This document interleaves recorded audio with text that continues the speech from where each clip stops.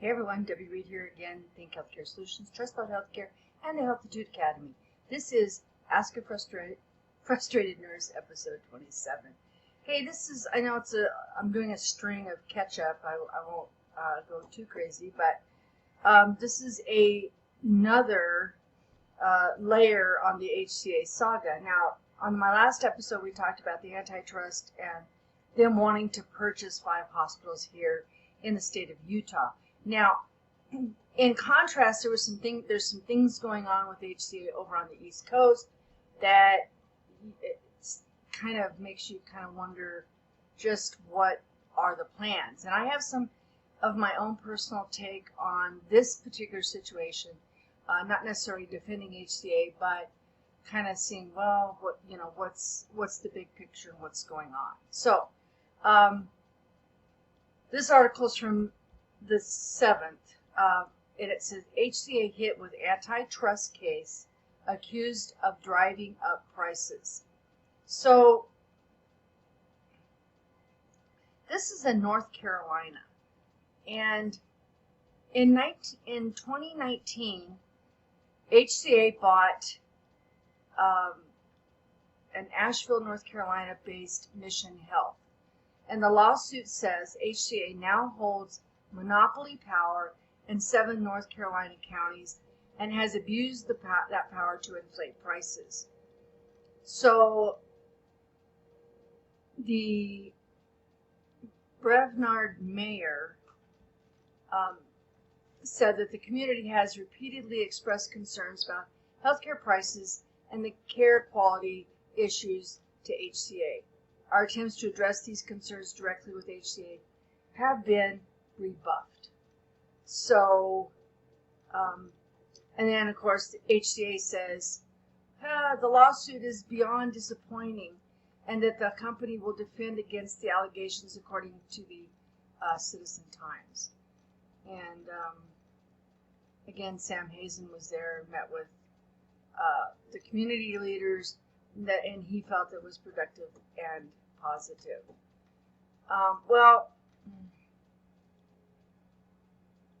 We'll see what happens. I don't think so. The lawsuit was filed back in August. Alleges that after HCA purchased Mission Health, the for-profit company used a monopoly in Asheville to raise prices for both inpatient and outpatient care. My first thoughts are, where were their price points in those facilities? I know of one particular community hospital here locally that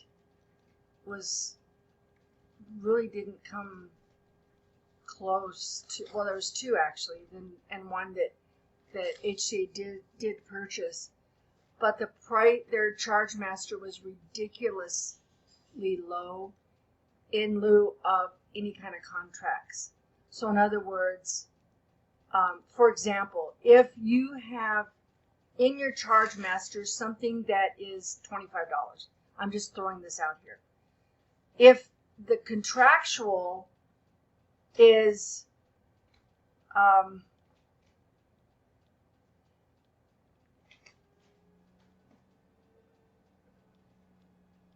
$80% of that, I mean, you're getting 80%. But if that particular item should be $200 traditionally across the board in the ballpark from other facilities, and you're charging $25, you're losing a ton of money that the other facilities in your area are collecting. Does that make sense? So instead of, I'm gonna round it off, $20, you should have been making $180.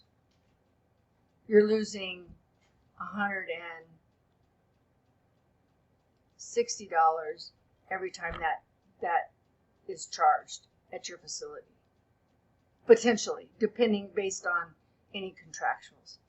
So a lot of times when you take on a hospital like that, and I know that the first time I looked at that charge master at that facility, I went, oh my heavens, it was just like that. It was $25, whereas traditionally across the board everywhere else it's $200. Do you know what I mean? So I'm not defending HCA and what's going on here in North Carolina, but that might be one of the problems with, they came in, had the opportunity to balance the playing field and get in line with, I mean, insurance company would be happy to pay the $20 versus the $180. But the reality is, you can't live on $20 a pop as opposed to when you should be making $180. So that's just a slight example of what's going on there, and potentially. Now, as far as care, that's another thing, and I know traditionally, and I've heard in certain hospitals that they run their hospital floors based on FTCs, which is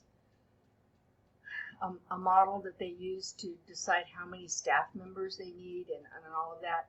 And traditionally, they're running really a majorly tight ship. And this is where I have a problem with a hospital. I'm not saying staff for people to sit around and do nothing, but when you're at a fine line, when you're at 0.9 and you have to be a 1 to get another staff member, there's times where those numbers don't really mean anything because the acuity is so bad on the floor.